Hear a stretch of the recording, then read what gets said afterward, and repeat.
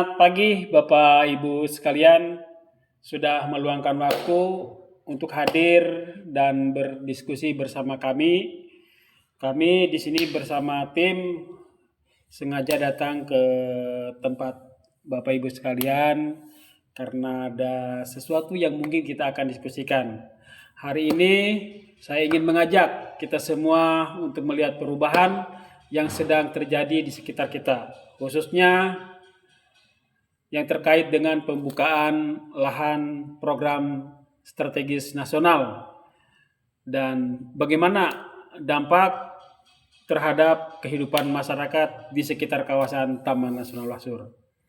Bapak Ibu, apakah akhir-akhir ini kita merasakan cuaca semakin panas, di mana di bulan Juni ini sudah beberapa minggu ini kita hampir tidak kedatangan hujan lagi. Apakah Ibu juga merasakan bahwa sungai, rawa, dan kubangan air yang dulu selalu ada mulai berkurang? Bapak Ibu sekalian, apakah Ibu merasakan semakin sulitnya menemukan ikan, rusa dan kanguru atau babi hutan atau satwa lain yang ada yang biasanya itu menjadi sumber pakan bagi kita yang ada di sekitaran kawasan ini? Ya seperti itulah Bu, itulah yang saya maksud kehadiran saya di sini untuk mencoba memberikan edukasi gitu loh, bahwa perubahan-perubahan ini sebenarnya sedang terjadi di sekitar kita dan perlu menjadi perhatian Bu.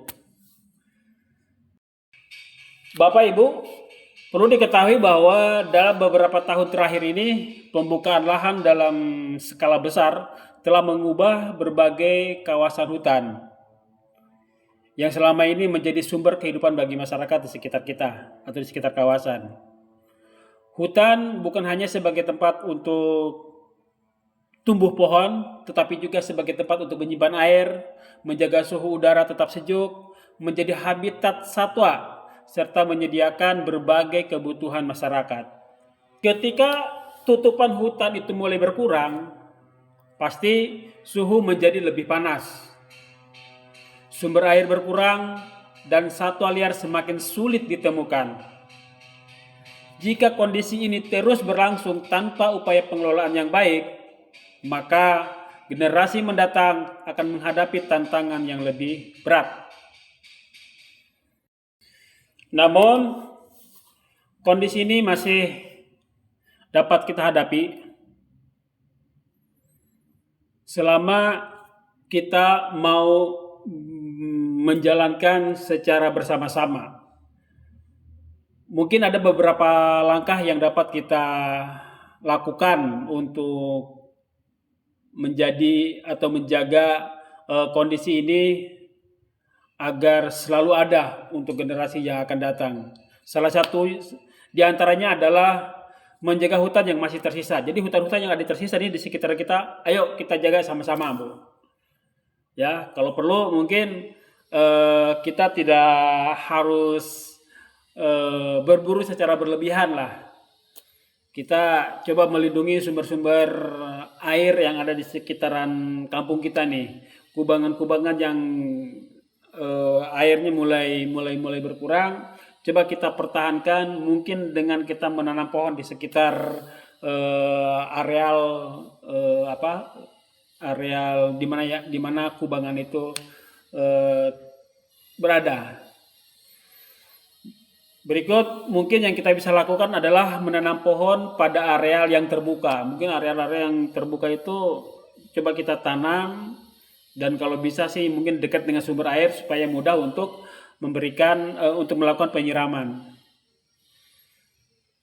Mendukung pembangunan yang tetap memperhatikan kelestarian lingkungan. Jadi kita ini sebenarnya bukan anti pembangunan, tapi bagaimana caranya kita ini menjaga keberlangsungan hidup untuk generasi akan datang.